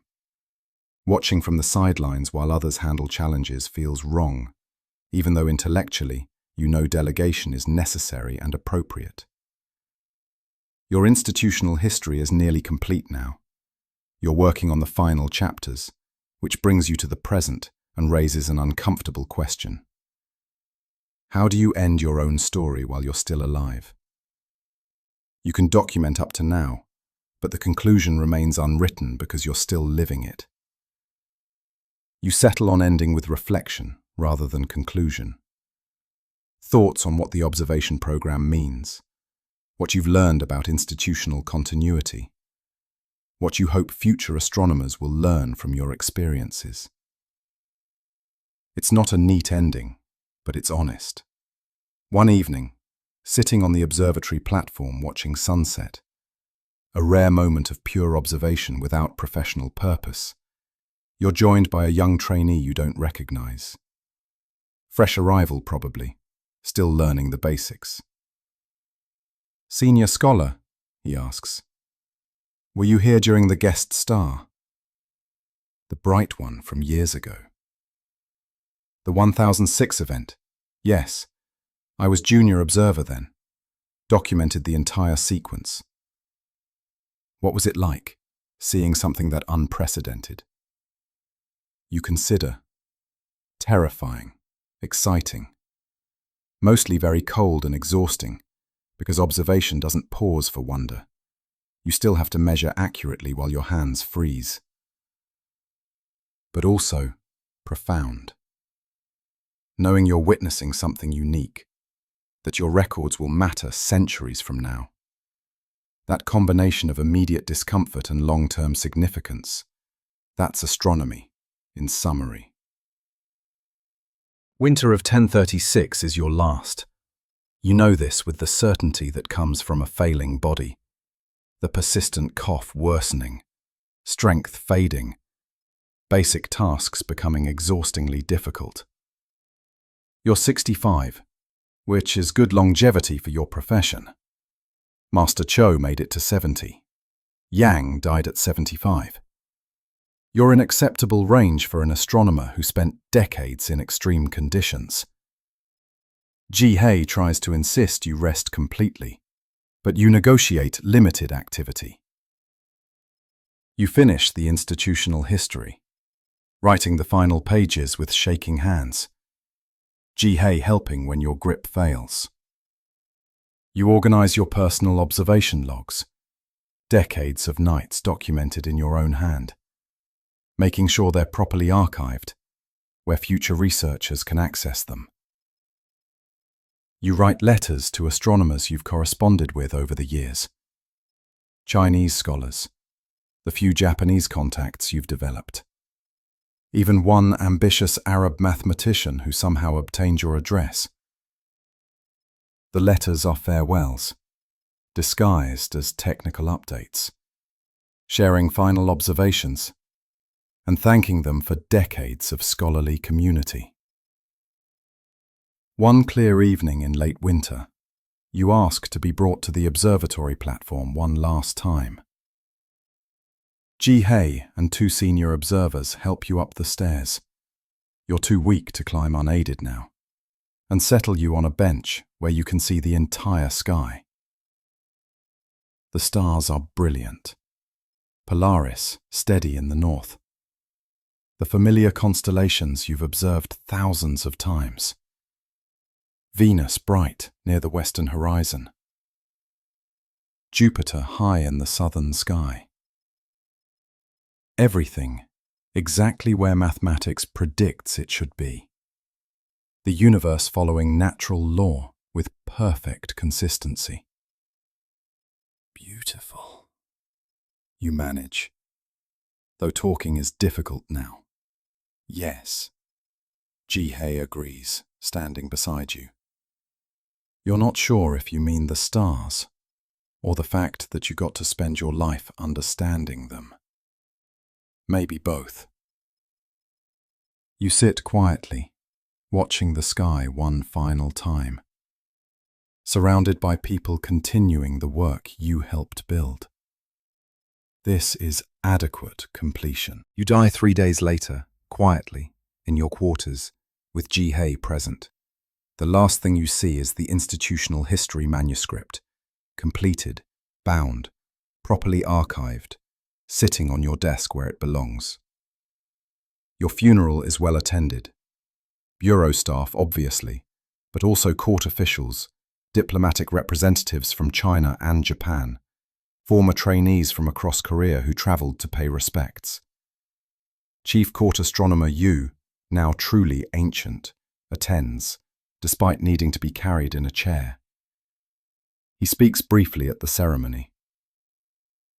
This man dedicated his life to observing the universe with unprecedented rigor and documenting it for future generations. His work will inform astronomers for centuries. His methods will influence how observations are conducted throughout Asia. His training program will shape astronomical education for generations. You witnessed a guest star of historic brightness and ensured humanity would remember it accurately.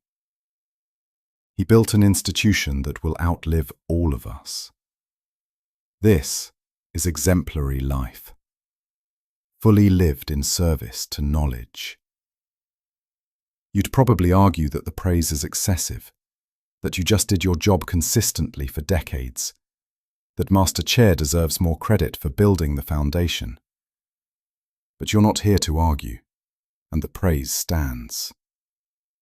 Your personal observation logs are deposited in the Bureau archives alongside Master Chair's, where they'll be preserved indefinitely.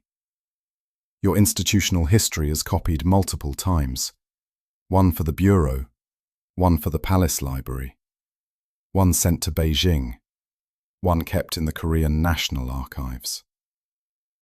Your instructional texts continue being distributed to new observers. Jihei becomes one of the most respected senior observers in Korean history, leading the program for 23 more years before training her own replacement. The observation program continues without interruption.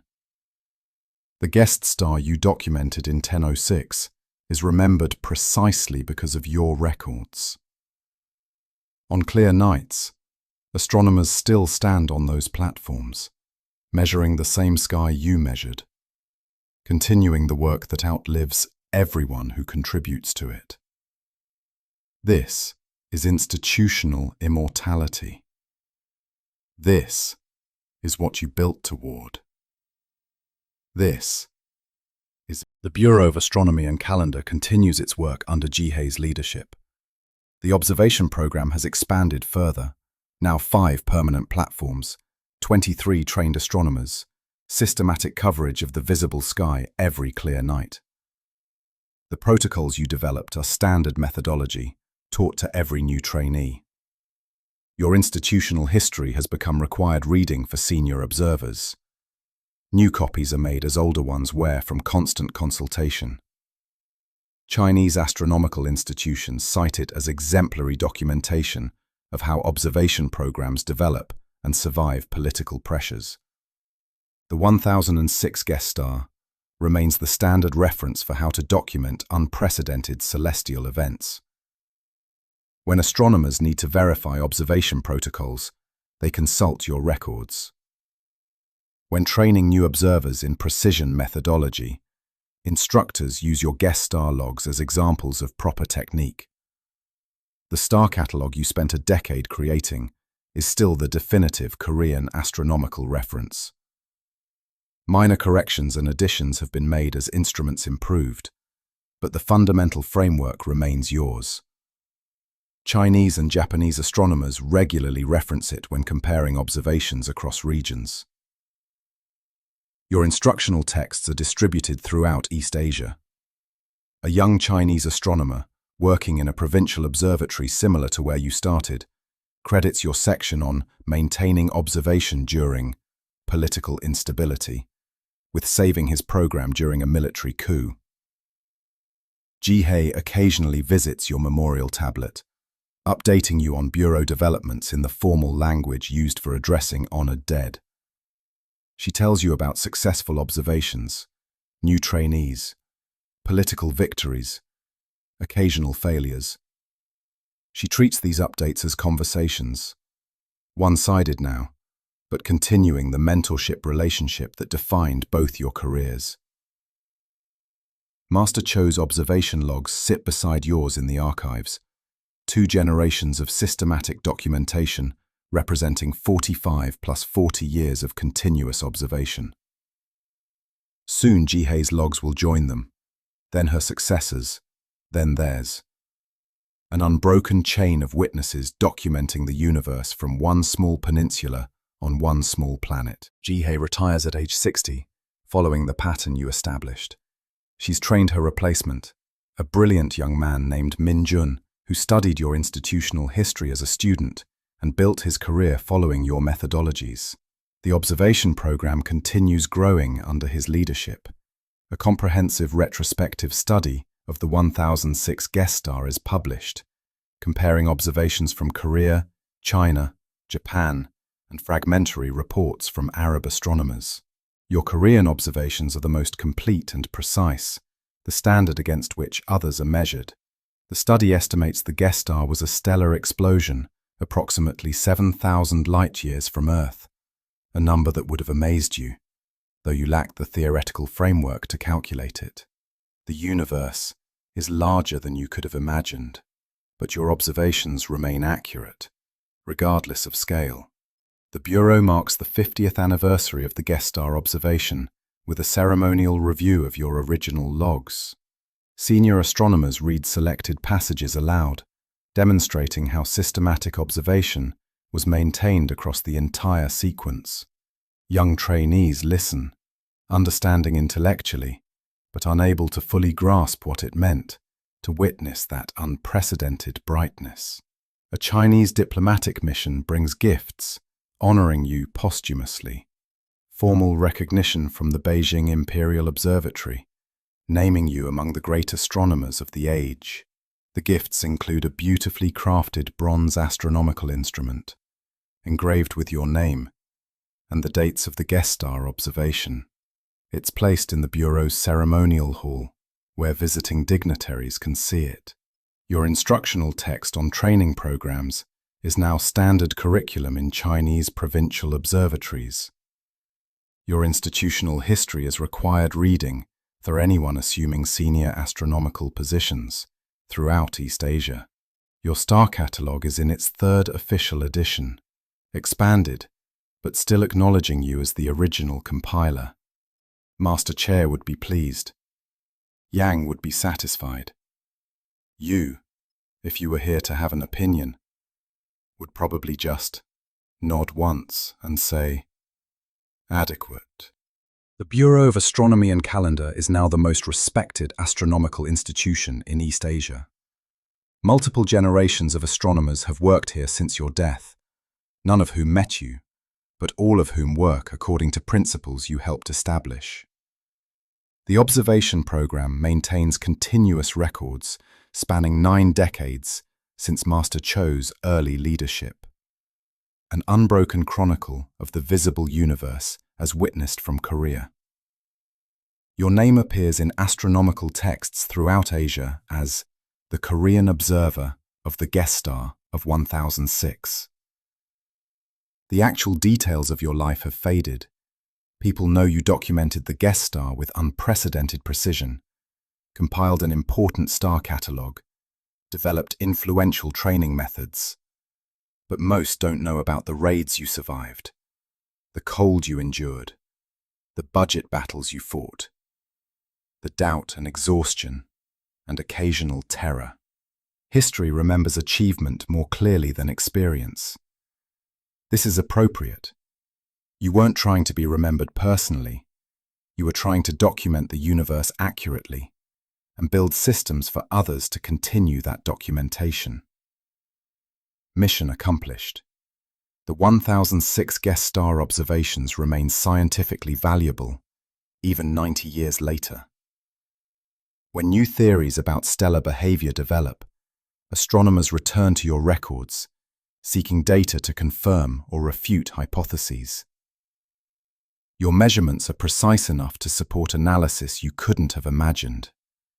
The numerical data outliving the theoretical framework you worked within, waiting patiently for future understanding to catch up. A young astronomer, preparing for her first winter observation session, is given your institutional history to read. She comes to the section where you describe your first winter, the brutal cold, the fear during raids, the uncertainty about whether the work mattered. She reads your conclusion. The observation continues regardless. This is both burden and privilege. We witness the universe for those who cannot, and we record for those who will live after we're gone. In this, we are never alone. We're connected to every observer before us, and every observer who will follow. She understands. She'll continue the work. The chain holds. Modern astronomers study a supernova remnant designated SN 1006, the scattered remains of that guest star you witnessed at age 19. They've calculated its distance, about 7,200 light-years away.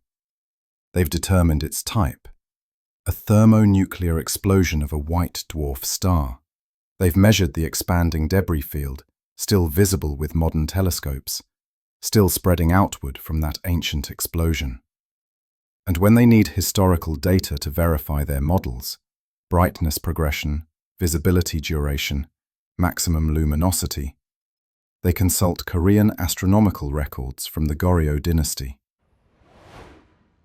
Your observations specifically, your measurements of angular size, brightness relative to Venus and Jupiter, decline rate, final position, the data you recorded while freezing on wooden platforms during raids and political chaos. That data informs cutting-edge astrophysics a millennium later. You're mentioned in research papers, always as the Korean observer or astronomers of the Goryeo court. The specifics of who you were have long since faded, but your data lives on, more permanent than monuments, more useful than fame. The numbers you carefully recorded have outlived your kingdom, your language, your entire civilization's political structure. The universe you observed is unchanged in any meaningful way. Stars follow the same gravitational laws. Light travels at the same speed. The celestial mechanics you measured with bronze instruments and naked eyes still govern cosmic motion. But human understanding has transformed. The guest star you witnessed was a stellar explosion whose light traveled for 7,000 years to reach Earth, precisely when you happened to be looking. You couldn't have known that. You just measured what you saw, recorded it precisely, preserved it carefully. That was enough. In the end, that was more than enough. You witnessed the universe for those who couldn't. You recorded for those who would live long after you were gone. You dedicated your life to accuracy, consistency, and systematic observation.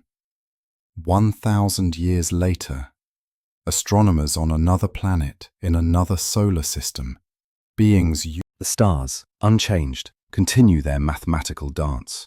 The observations continue. Somewhere, someone is still looking up at the night sky, measuring carefully, recording precisely, contributing their small piece to collective understanding that spans worlds and centuries. The work continues. It always continues. This is why it mattered. This is why it still matters. This is why you spent your life freezing on platforms while war raged and kingdoms fell. Because the universe deserves witnesses, and witnesses deserve to be remembered accurately. So tonight, whenever you're watching this, wherever you are, look up. Find the constellation of Lupus, if you can see it from your latitude. Know that in that region of sky, there was once a star bright enough to cast shadows at midnight. Know that people witnessed it, documented it, preserved that documentation across political collapse and cultural transformation. Know that their work, humble, cold, exhausting work, still informs our understanding of the cosmos. And maybe, when you have difficult work to do, work that seems too hard or too thankless, remember the Korean astronomers of 1006. Remember that showing up consistently, doing the work correctly, and maintaining standards even when nobody's watching, that's how knowledge survives. That's how we build understanding that outlasts individuals, nations, civilizations. That's enough. That's always been enough. The universe doesn't ask for more than witnesses who care enough to observe carefully and record honestly. Rest well. Tomorrow's sky will be there waiting. Someone will observe it. The chain holds.